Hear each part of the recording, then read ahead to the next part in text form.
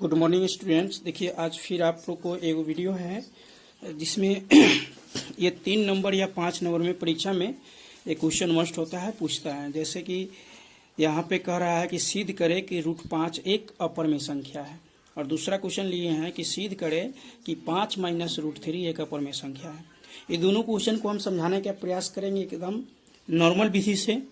अगर ये दोनों क्वेश्चन आप याद कर लेते तो इस दो क्वेश्चन के आधार पर कितना क्वेश्चन आप बना सकते हैं ऐसे, वो भी आपको हम बता देंगे। तो चलिए वीडियो को स्टार्ट करते हैं।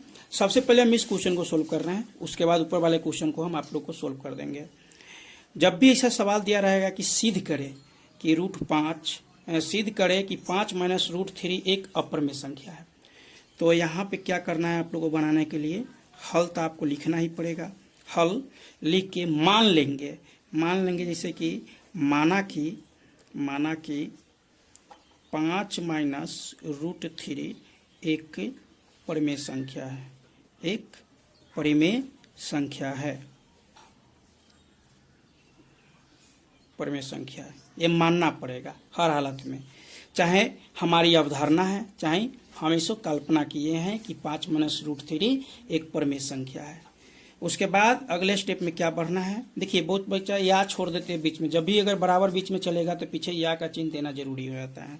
यहाँ पर क्या करेंगे, 5 - √3 बराबर P/Q ये लेंगे। अब आपको ये जो लिए हैं ये थोड़ा लिखना पड़ता है। क्या लिखना पड़ता है कि जहाँ P और Q एक कोई पूर्णांक भी लिख सकते हैं, या धनात्मक विषम पूर्णांक लिख सकते हैं, या P और Q का उभयनिष्ठ गुणनखंड एक के अलावा कोई और नहीं है, ये भी लिख सकते हैं। लेकिन सबसे सरल ये होगा जहाँ P और Q एक सअभाज्य है, यहाँ यही सबसे सुंदर होगा। सअभाज्य है,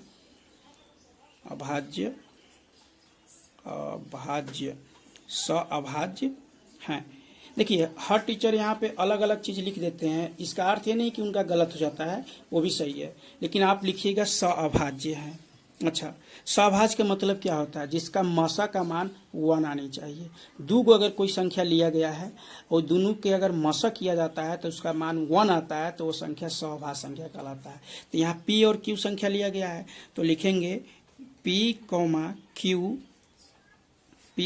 Q घेर के HCF बराबर 1, और वह यहाँ ठीक रहेगा, वह Q बराबर नहीं होगा 0। अगर बट्टा के नीचे अगर 0 लग गया है वो परिमेय संख्या नहीं होगा, इसलिए Q बराबर नहीं होगा 0। इतना लिखना एकदम जरूरी होता है। और इसी में नहीं, इसके जैसा हम चेंज करेंगे इस सवाल को। अब यहाँ पे क्या कर देना है, पक्षांतर करने पर मतलब हमें हर हालत में रूट वाले के एक तरफ करना है, अब बिना रूट वाले के एक तरफ करते हैं। तो यहाँ देखिए √3 को उठा के वो बगल ले जाएंगे तो +√3 हो जाएगा, क्योंकि माइनस तो रखना नहीं है। और P/Q को उठा के ये भरे ले आते हैं, तो यानी कि 5 - P/Q अब बराबर उधर जाएगा तो क्या हो जाएगा, √3। अब देखिए ये संख्या आपका परिमेय हुआ और ये क्या हुआ, अपरिमेय है। अब यहाँ पे लिखेंगे पक्षांतर करने पर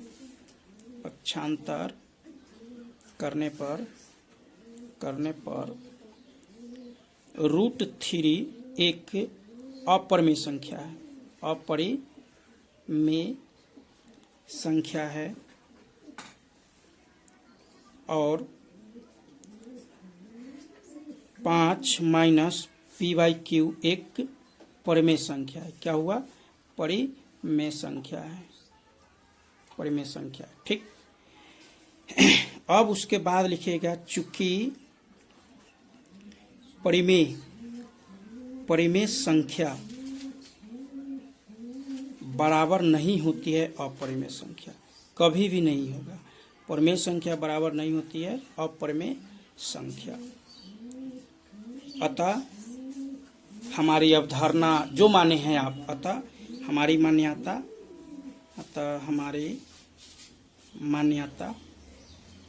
मान्यता गलत थी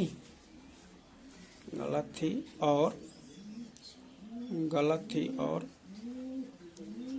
5 - √3 एक अपरिमेय संख्या है, अपरिमेय संख्या है। देखिए इसके जगह पर आपको ये जो लिखा गया है ये हर क्वेश्चन में ऐसा वाला में लिखना होगा, और इतना तो हर क्वेश्चन में लिखना एकदम जरूरी ही है। इसके जगह पर मान लीजिए आपको कैसे दे देगा, यहाँ कहेगा कि सिद्ध करे कि 2√3 एक अपरिमेय संख्या है, तो पक्षांतर कर रहे, ये सवाल आपका यहाँ तक बन गया। लेकिन ये अलग अलग सवाल में जिसमें ये सब लिखना पड़ेगा वो बता देते हैं। तो P/Q लिखिएगा। आपको पता है कि एक तरफ हर हालत में क्या होनी चाहिए, रूट वाला, एक तरफ बिना रूट वाला करना है हर हालत में। तो इसके अगर बट्टा में करते हैं तो क्या होगा, P बराबर इसके गुना होगा तो 2√3Q। अगर हम यहाँ पे रूट वाला क्यू अलग कर लेते हैं तो P/2Q बराबर √3 होगा। अब यहाँ लिख देना है क्या, ये परमेय संख्या, ये परमेय संख्या, अतः परमेय संख्या बराबर नहीं होता है परमेय संख्या। इस क्वेश्चन में हो गया। मान लीजिए आपको यहाँ पे कुछ भी दे दें 1/, अगर √2 का है परमेय संख्या सिद्ध करने के लिए, तो भाई इसके बराबर क्या करना है, P/Q कर देना है। इसको करेंगे तो क्या होगा, Q और बराबर √2P, तो यानी कि Q/P बराबर क्या हो जाएगा, √2 हो जाएगा। अभी परमेय संख्या और ये परमेय संख्या। ऐसे एक दो और सवाल आपको यहाँ पे कर सकता है। देखिए इसके आधार पर खाली पक्षांतर कर देना है, एक तरफ हर हालत में रूट वाले को लाना है और एक तरफ हर हालत में बिना रूट वाले के उठाना है। अब बिना रूट वाले के उठा के यहाँ पे लिखना है, पक्षांतर करने पर √3 अपरमेय, पक्षांतर मतलब क्या है, अपने अपने पक्ष में परमेय संख्या √3 अपरमेय संख्या और ये परमेय संख्या है। चूंकि लिखे परमेय संख्या बराबर नहीं होती अपरमेय संख्या। ये नियम आपको किस किस सवाल में ये नियम से आप बना सकते हैं, जैसे कि 5 - √2, 4√3, 6√2, 2 + √2, 6 + 2√2, ऐसा कुछ रहेगा। तो आप उसको यही सोचना है मन में क्या, कि एक तरफ हर हालत में पक्षांतर करना है, एक तरफ माने कि बिना रूट वाला करना है, और एक तरफ आप रूट वाला करना है। तो ये दूसरा नंबर जो क्वेश्चन है थोड़ा हल्का है, इस आधार से आप इस क्वेश्चन को बना सकते हैं। लेकिन पहला नंबर क्वेश्चन है ये थोड़ा हार्ड है। जैसे इसके जगह पर √5 को अगर हम सिद्ध करेंगे तो आप इसके जगह पर √2 भी, जैसे √5 होगा वैसे √2, वैसे √3, वैसे √5, वैसे √7, वैसे √11, वैसे √P, ये सब एक तरीका अलग है, उस तरीका पर होगा। और सिर्फ संख्या जो रहेगा वो बैठा देना है। तो हम वो भी क्वेश्चन को आप लोग को सिद्ध कर देते हैं। चलिए देखिए यहाँ पे आप वही लिख सकते हैं, फिर हल लिखना है, आपको हल लिखना है। और अच्छा से, बहुत बच्चा होता है जो घौंज मुझ लिख देता, नहीं, आपको एक पेज इस सवाल को बनाना पड़ता है, बनाइएगा तभी आपको मिलेगा आंसर, नहीं तो नहीं मिलेगा। देखिए क्या लिखेंगे, फिर वही माना कि √5 एक परिमेय संख्या, क्या है, परिमेय संख्या। माना कि √5 एक क्या है, परिमेय संख्या है, इतना मान लेंगे। फिर यहाँ पे यह का चिन्ह देके √5 अब बराबर यहाँ पे P/Q मानेंगे। हाँ, इसको आप A/B भी मान सकते हैं, X/Y भी मान सकते हैं। ABCD का कोई भी अक्षर आपको अगर मानना है तो आप मान सकते हैं, कोई दिक्कत नहीं। अब फिर इसमें वो में जो लिखे थे वही चीज वाला लिखना। क्या लिखना है, जहाँ P और Q एक सभाज्य संख्या है, अभाज्य संख्या है। क्या है, सभाज्य संख्या है, या P और Q कोई पूर्णांक है, या P और Q एक विषम पूर्णांक है जिसमें एक के अतिरिक्त उसका कोई वनिष्ठ गुणनखंड नहीं है, ये भी लिख सकते हैं। लेकिन अच्छा यही होगा कि जहाँ P और Q एक सभाज्य संख्या है और उसके बाद क्या P Q का क्या HCF बराबर 1 भी होता है, तब जाके अभाज्य होगा। और जहाँ Q बराबर नहीं होगा क्या, 0, Q बराबर नहीं होगा 0। अच्छा, उस सवाल में हम सीधे पक्षांतर किए हैं, लेकिन इस सवाल में पक्षांतर नहीं करेंगे, इसका तरीका अलग है। इसके तरीके पर आप √2, √3, √5, √7, √11, √13, √17, √23 ऐसे बना सकते हैं, दिक्कत नहीं होगा। यहाँ लिखेंगे दोनों तरफ वर्ग करने पर क्या होगा, दोनों तरफ वर्ग करने पर, दोनों तरफ वर्ग करने पर, जब वर्ग करने मतलब क्या है, स्क्वायर करना है, तो √5 का स्क्वायर होगा तो क्या होगा, बराबर यहाँ P/Q का पूरा का होल स्क्वायर होगा। ठीक, तो ये क्या हो जाएगा 5, और यहाँ पे क्या हो जाएगा P²/Q²। अब 1 करेंगे यानी कि क्या होगा कि 5Q² बराबर क्या होगा P²। अब देखिए ये इसके गुना में है, इसका अर्थ है कि P 5 से विभाजित होगा। P क्या होगा 5 से विभाजित होगा। हाँ, जब इसके गुना में अगर हम Q² बराबर अगर लिखते तो क्या होता P²/5, मतलब P² कितना से विभाजित हो रहा है 5 से विभाजित हो रहा है। तो यही लिखेंगे इस परिणाम में, इस परिणाम में P² 5 से विभाजित हैं, तो P भी 5 से विभाजित होगा। P भी 5 से विभाजित क्या होगा समीकरण यहाँ पे आप 1 ला सकते हैं।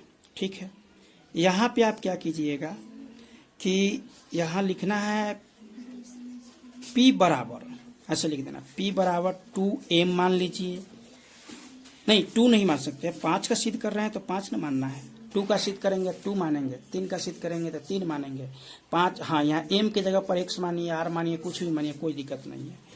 अब इसको आप 2 मान सकते हैं, तो समीकरण 1 और 2 से यहाँ पे लिखेंगे, समीकरण 1 और समीकरण 2 से, 1 और समीकरण 2 से। तो जहाँ भी समीकरण 1 में P का मान है उसका जगह पर बैठाएंगे, तो यहाँ 5Q² बराबर 5m², क्योंकि P के मान है ना 5m, इसलिए P के जगह पर 5m² है तो स्क्वायर किए हैं। तो यहाँ 5Q² बराबर क्या हो जाएगा 25m²। अभी 5 से कट जाएगा 5। अब देखिए Q² बराबर 5m²। अब आपको ये 5 से Q विभाजित है, क्योंकि गुना के रूप में इसमें है, तो वही लिखेंगे इस परिणाम में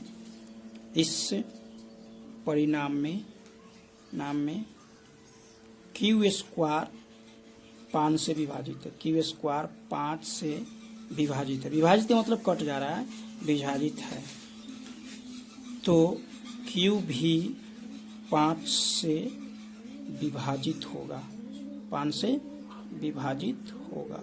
अच्छा, अब बताइए ऊपर क्या माने थे, ऊपर माने थे ना कि P और Q का गुणनखंड 1 है, केवल 1 है, लेकिन यहाँ दोनों 5 से कटा है, तो 5 का मसा का मान क्या हो जाएगा 5 हो जाएगा। तो लिखेंगे चूंकि उपयुक्त परिणाम में PQ 5 से विभाजित हैं, P और Q 5 से विभाजित हैं, इसलिए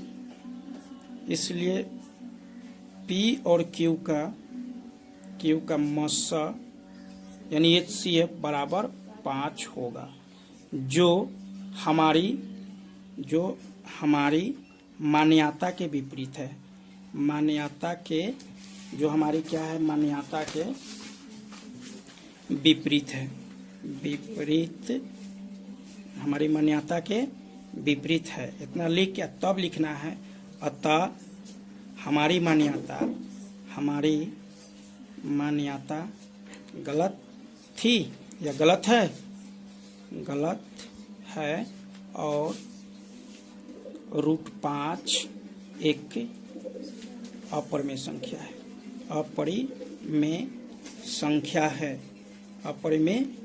है। देखिए अब आपको इसके जगह पर दूसरा देगा तो कैसे आप उसको चेंज कर सकते हैं। दूसरा देगा तो जहां जहां भी 5 हुआ है ना, अगर 2 को सिद्ध करना है तो जहां जहां यहाँ 5 है उसके जगह पर 2 लगा देंगे। 3 का सिद्ध करना है तो जहां जहां पे 5 है उसके जगह पर 3 लगा देंगे। जहां जहां पर आपको माने कि अगर 7 सिद्ध करना है तो जहां जहां पर अभी 5 है उसके जगह पर 7 लगा देंगे। बाकी बात इसमें आपको √2 √3, √5, √7, √11, √13, √17, √23, √P, √Q, ये सारे सिद्ध हो जाएगा इसके जैसा पर। तो अगर आपको ये दोनों क्वेश्चन अगर अच्छा से अगर बनाने आ गया ना, समझ गए ना, तो आपको परीक्षा में 3 नंबर से लेके 5 नंबर तक कोई नहीं रोक सकता है। इसलिए हम चाहेंगे कि आप लोग इस क्वेश्चन को बार बार देख के समझने का प्रयास कीजिए। चलिए मिलते हैं एक नेक्स्ट वीडियो में।